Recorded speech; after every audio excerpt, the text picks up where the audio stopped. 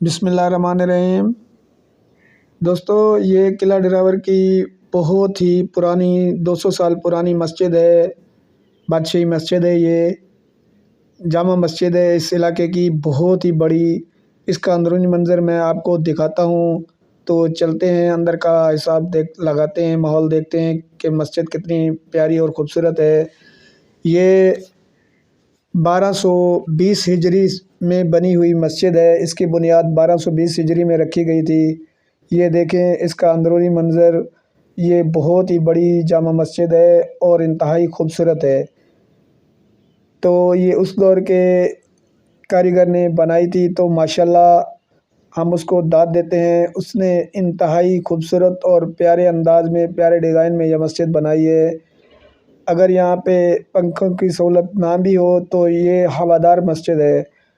اس میں 24 گھنٹے ہوا آتی رہے گی اور گرمی تو بالکل محسوس ہی نہیں ہوتی۔ دیکھیں بہت ہی بڑی اور لمبی اور انتہائی خوبصورت مسجد ہے۔ یہ مسجد 1260 ہجری میں بنائی گئی تھی اور اس کی بنیاد نواب صادق نے رکھی تھی، کیونکہ یہاں پر مسلمان بہت عرصے سے رہتے تھے اور ان کے لیے مسجد کی بہت زیادہ پریشانی تھی، تو اس لیے انہوں نے یہ بڑی جامع مسجد بنائی۔